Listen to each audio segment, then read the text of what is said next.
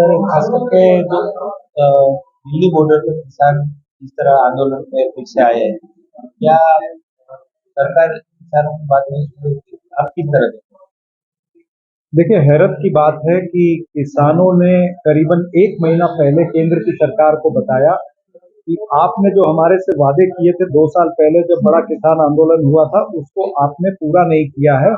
हमारे साथ में वादा खिलाफी हुई। उस समय केंद्र की सरकार ने 1 साल तक प्रदर्शन चला था। 700 किसानों की मृत्यु हुई थी। किसानों पर गोलियां लाठी सब चली थी। और 1 साल के बाद में सरकार ने वादा किया था कि हम आपको एमएसपी के हिसाब से देंगे।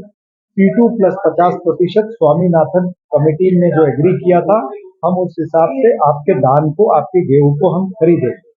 अब स्वामीनाथन जी को तो आप दे रहे हो भारत रत्न पुरस्कार, लेकिन स्वामीनाथन जी की रिपोर्ट के तहत जो आपने वादे किए थे उन वादों को पूरा नहीं कर रहे हो, वादा खिलाफी कर रहे हो। ये एक चीज। दूसरी, किसानों की मांग है कि जो उनके ऊपर इलेक्ट्रिसिटी अधिनियम कानून लाया उसको रद्द किया गया, जो उनके ऊपर पुराने केसेस है उनको हटा दिया गया।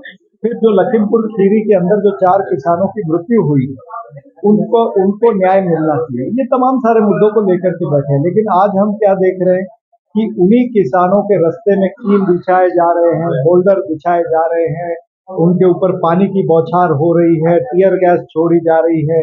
तो ये सारी चीजें जो है ये गलत है। किसानों की समस्या का हल नरेंद्र मोदी की सरकार को तुरंत करना चाहिए। किसानों के साथ में वादा खिलाफी न करे। जो किसान का नहीं वो किसी काम का नहीं। हो सर? जो कांग्रेस के अकाउंट फ्रीज किए जा रहे हैं, क्या पूरा मामला है? क्या सरकार इलेक्शन को ध्यान में रख के ये कर रही है? सरकार बिल्कुल इलेक्शन को ध्यान में रख के कर रही है। सरकार कांग्रेस पार्टी की जो भारत जोड़ो न्याय यात्रा जो राहुल गांधी जी निकाल रहे हैं उससे डर चुकी है। जिस तरह से भारत जोड़ो न्याय यात्रा को प्रतिसाद मिल रहा है, तो वो हमारे ऊपर आर्थिक अंकुश लगाना चाहती है। ये दर्शाता है कि देश के अंदर लोकतंत्र पर हमला हो रहा है। ये लोकतंत्र नहीं, भोगतंत्र चल रहा है। और नरेंद्र मोदी जी के इस भोगतंत्र को कभी भी भारत की जनता या कांग्रेस पार्टी स्वीकारेगी नहीं।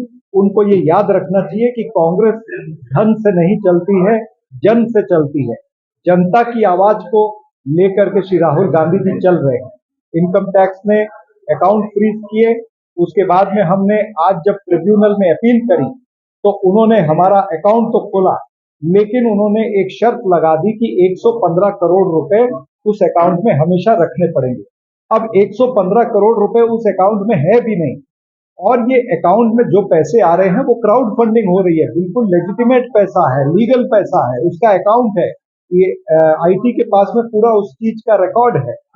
तो जब आपके पास पूरी चीज का रिकॉर्ड है, क्राउड फंडिंग लेजिटिमेट है, जनता अगर पैसे कांग्रेस पार्टी को दे रही है, तो आप क्यों हमारे ऊपर अंकुश लगाना चाहते हो?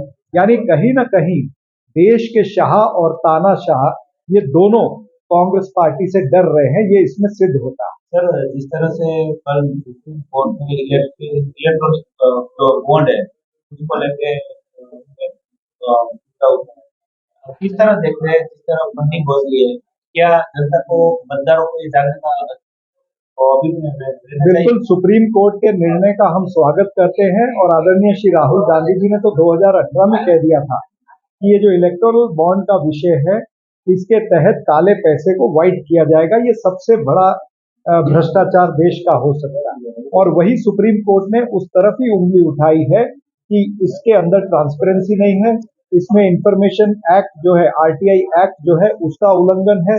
जनता को सारी चीज पता होने का अधिकार इस देश में मिला हुआ है। ये तमाम सारी चीजों को लेकर के सुप्रीम कोर्ट ने जो इलेक्टोरल बॉन्ड्स पर